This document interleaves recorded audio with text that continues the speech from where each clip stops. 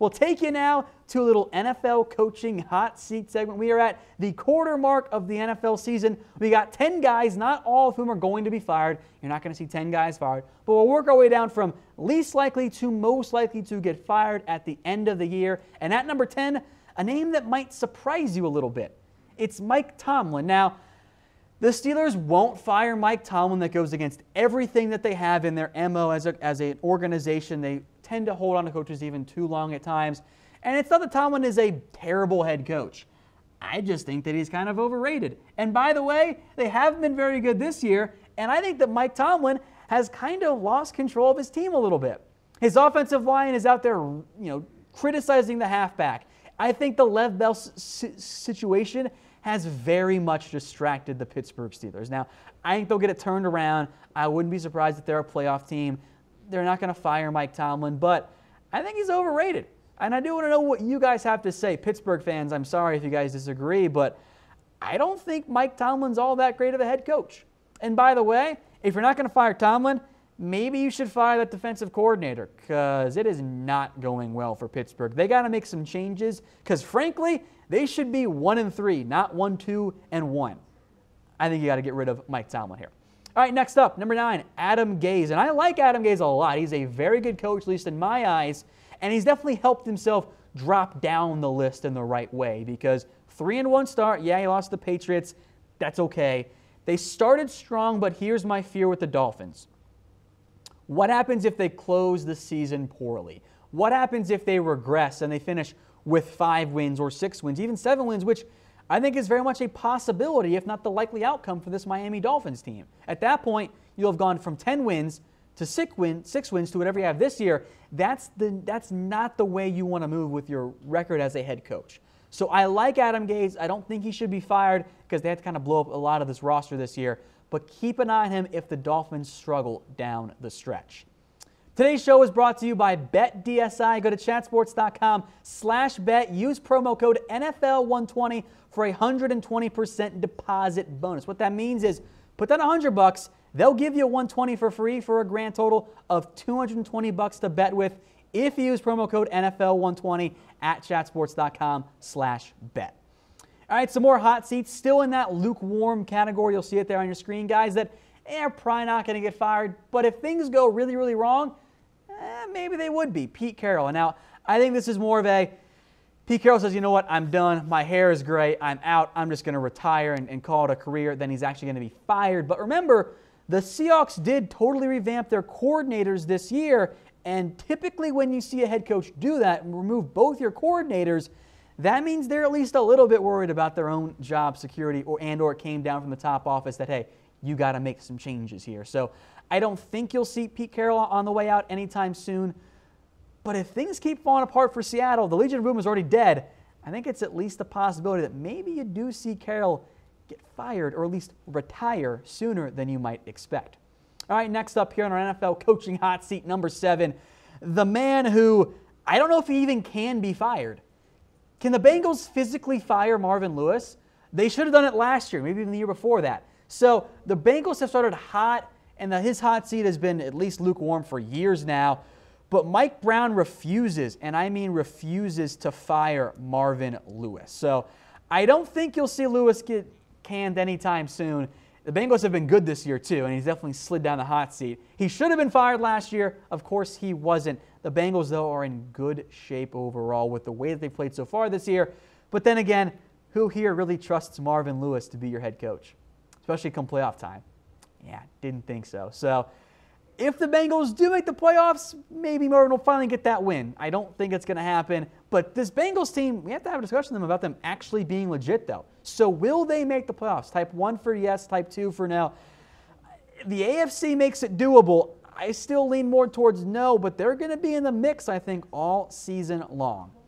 We'll stick now in the AFC, get to number 6 here, Vance Joseph. And he almost got fired last year. Now we'll see how he fares in Week 4 against the Chiefs because that game has not happened yet. His hot seat status, though, is mild for me because, yeah, he's had a good start, 2-1, really 2-0 if you want to not include the 3rd week of the season. But we saw this last year, right? We saw the Broncos and Vance Joseph do pretty well to open the season. And then things fell apart.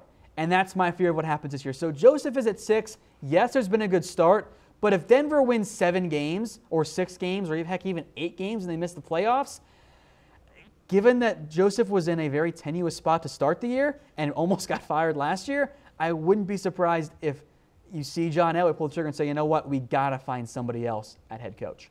All right, next up, Todd Bowles. He's here at number 5. And yes, he signed his extension, but the Jets reportedly aren't sold on Todd Bowles, which this actually worries me a little bit because if you're the Jets, I don't like the idea of drafting a quarterback, hiring a new coach. I don't like that non-continuity at the top spot. I don't think it's a good idea to constantly shuffle your coaches around, especially when you have a young quarterback. So that's worth monitoring here for Todd Bowles. Now, he's been the head coach of the Jets for quite a while. Again, does have a new contract extension, but the Jets reportedly are not yet sold on Bowles. And if that's the case, and with the Jets struggling these past couple weeks, you could see this buzz grow a little bit more as the season goes on.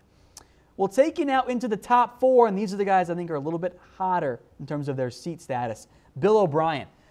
I like the Texans. I like O'Brien, but maybe I shouldn't because this team has not looked very good.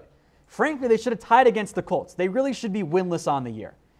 Bill O'Brien has his quarterback now. That was the issue I thought early on in his tenure with Houston.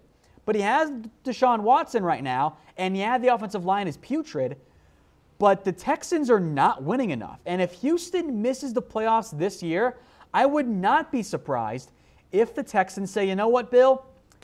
Sorry, buddy, we're going to go in a different direction and fire you. Now, if that's the case, he'll have interest, I think, even at the college and the NFL level, given his success with Penn State, but very briefly. But 2 playoff berths, just the 1 win for Bill O'Brien, and the trend is going in the wrong direction. So if Houston doesn't turn things around quickly, you're going to see Bill O'Brien near the top of the hot seat list for quite a while. Top 3 now, and these are the 3 guys that are really, really heating up right now in terms of their hot seat status. Put it there in fuego for Dirk Koetter. Should have been fired last year. Terrible head coach. I don't know why the Bucs hired him in the first place. I get you wanted to retain Jameis Winston and keep some continuity there in terms of his OC, but Koetter wasn't good at Arizona State. Why would he be good in the NFL? Didn't make a whole lot of sense. And Dirk Kutter's comments, by the way, as of late, have been really weird because he's almost like saying, hey, fire me. He made the comment after the game that everyone on the field should have been fired because they got blown out by the Bears, which he's right. And he made the comment that Jameis Winston will be with the Bucs a lot longer than Koetter will, which he's probably right, but also it almost makes it seem like someone else made the decision for Koetter or that he thinks he's going to be fired. So, yes, I think the Bucs should fire Dirk Koetter. I'm putting in my wow face in the comment section because I don't think he's a good head coach. The issue is if you're the Bucs, if you fire Koetter, you also have to move on from Jameis Winston, and you also might need to move on from your GM, Jason Licht. It might be a full-on franchise rebuild.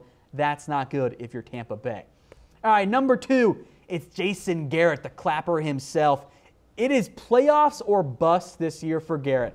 I know that at the start of the year, Jerry Jones said, oh, Garrett's not on the hot seat. Don't forget, Garrett was sitting right next to him.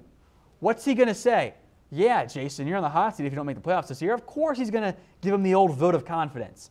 So Garrett, the clapper himself, good photo there, is absolutely on the hot seat. It's the 8-8, the constant averageness of this Cowboys franchise. He's been there for a long time, 1 playoff win. If Garrett misses the playoffs, and guess what? I think he's going to. The Cowboys will fire Garrett, and I think Jerry Jones will look for a young head coach. In reality, I think Jerry Jones thought he was going to get Sean McVay before Sean McVay was a thing when he hired Jason Garrett. Clearly, that has not been the case. Now, our friends over at BetDSI have some odds for you on if Garrett will be the Cowboys head coach next season. It's plus 130 for yes, minus 192 for no. Look, I already put some money down on Garrett getting fired. Just put down $10. You'll win over $5 for doing it. It's a pretty safe bet. Head to chatsports.com/bet and use promo code NFL120. Get yourself some extra bonus money there with that promo code. All right, and then at number 1, it's a no-brainer, right, guys? It's Hue Jackson. How does he even still have a job? I've never seen a team lose in more creative and unique ways than this Browns team. And I know that there is a reality of a culture of losing in Cleveland, and it's tough to break that culture at this point. But there has been no more damning evidence against Hue Jackson than the fact that it took an injury to the quarterback to get the better one actually on the field. And Hue Jackson had zero interest in actually playing Baker Mayfield. Zero, nilch, not a little bit. He wasn't even giving Baker first-team reps at all. He was committed to Tyrod Taylor being the guy, and it was a bad idea from the start. So Hue Jackson, your no-brainer number one there on our coaching hot seat. To recap here, if you guys missed it, Hue Jackson leads the way. He's at number one, followed up by Garrett, Dirk Koetter, Bill O'Brien, Todd Bowles there at number 5. Then some other guys to monitor, not quite on the full-on hot seat yet, but if things go poorly, keep an eye out for them. Vance Joseph, Marvin Lewis, Pete Carroll, Adam Gase, and Mike Tomlin are the top 10, at least as we sit right now. And of course, we often see coaches get fired before the year ends. So folks, let me know in the comments section who you think will be the first NFL head coach fired this season. I'll lean more towards Hue Jackson. Maybe it happens in the middle of the year after the bye week, whatever. Maybe it happens at the end of the year, but Hue Jackson is definitely not going to be the Cowboys or the Browns head coach. So let me know in the comments section, folks.